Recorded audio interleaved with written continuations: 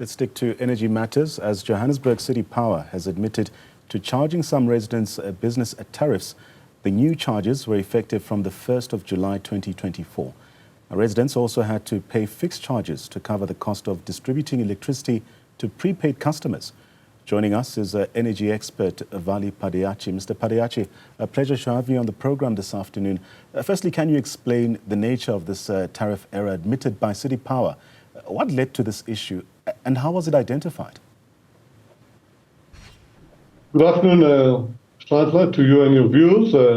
Many thanks for inviting me to your show on this cold and chilly Joburg afternoon. Yeah, in fact, let me say at the very outset, as an opening remark, I can appreciate and empathize the aggro and the concerns expressed in this case by the City Power customers, but I think the situation was and is further exacerbated by irresponsible comments and misinformation being spread by irresponsible commentators.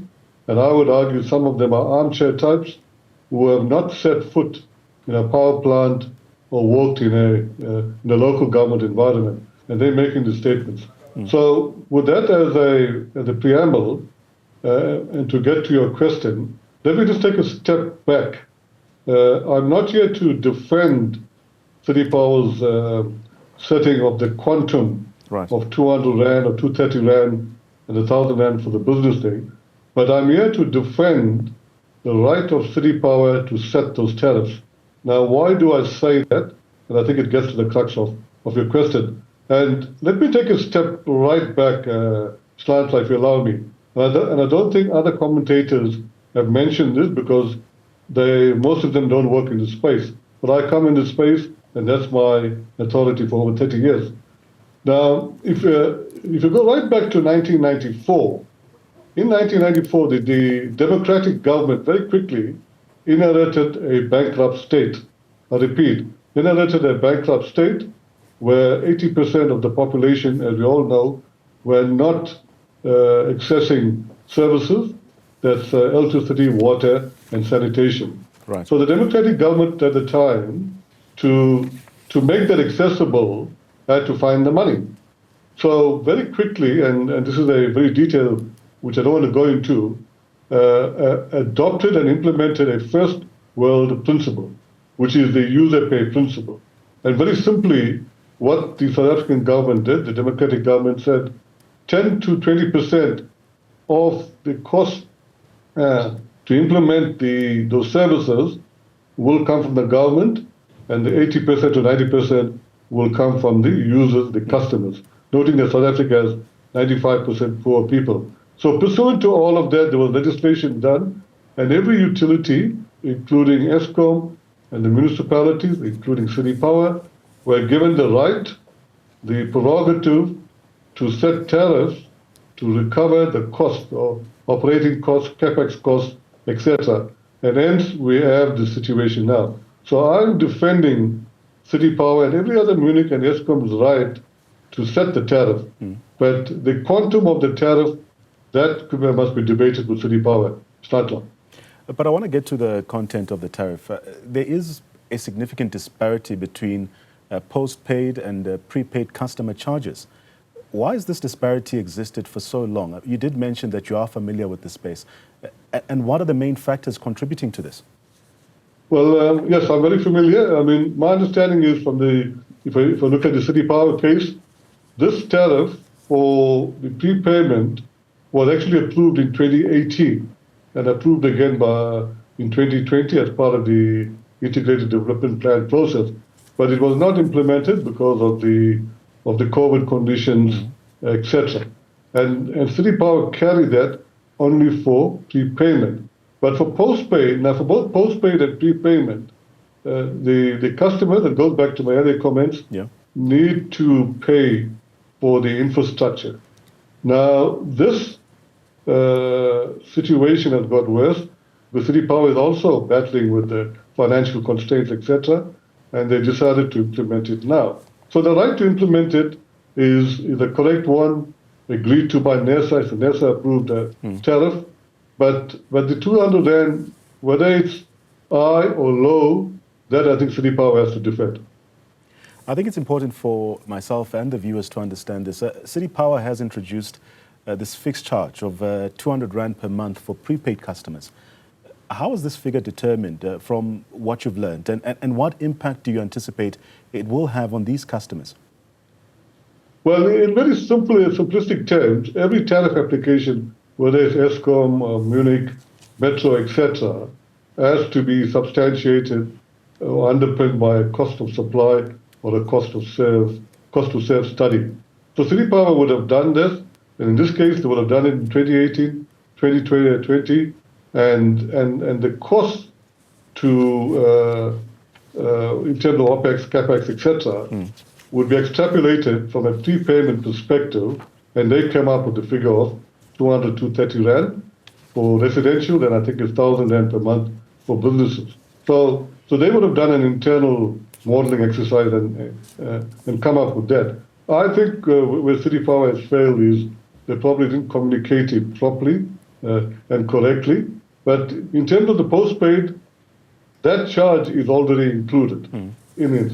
Every other Metro in Munich has got that charge included. So it's not only unique to City Power. That's why I say I think City Power is unfairly taking the flak on the chin, although I appreciate and empathize with the austerity that's being imposed on the customer. I'm also feeling it because I'm also an end-use customer, but I think you cannot fight with City Power or Metros and Munichs. You've got to fight with government, because government has come through with this policy for very good reasons in 1994, and that's why I've been arguing in the last year or so that the operating model for the municipalities, arguably for Eskom, right, is no longer working. It has to be changed, and it has to be changed urgently. Otherwise, municipalities would get bankrupt, Eskom would also get bankrupt, and we cannot allow that, Shlantla. As mentioned in our discussion, previous attempts to implement fixed charges were made back in 2021. You touched on the advent of COVID-19, but what were some of the other challenges faced during that time? And how has City Power addressed them this time around, from what you've observed? Well, let me add to this. A very important statement. Load shedding started in 2008, right? And it got worse in the last 2 or 3 years, rampant. So municipalities like Eskom survive on revenue. So they collect revenue from the customers, which hopefully covers their cost with a small margin, and they survive. Now, from 2008 and the last 3 years, municipalities have been at the receiving end of rampant or significant load shedding. So they were not getting electrons to sell, and hence they were not collecting revenues. So that has exacerbated the situation, the financial situation. Plus the economy, also due to load shedding, has gone in a downward spiral. Right. And as I say, my important point, Shlantla, South Africa, we have 95% poor people. The user pay model doesn't work because the users are poor. So that is why you're having a situation now, and that is why our customers are complaining, because this is a significant cost. But they are losing jobs. The economy is battered. So we need to turn this economy around as a matter of priority. And we've got to re-look at the model. The kilowatt-hour model, energy model, has to be re-looked as a business model. We need to move to a services model. But government cannot dilly-dally on this. Government has to be agile and come to the party, not yesterday, day before yesterday.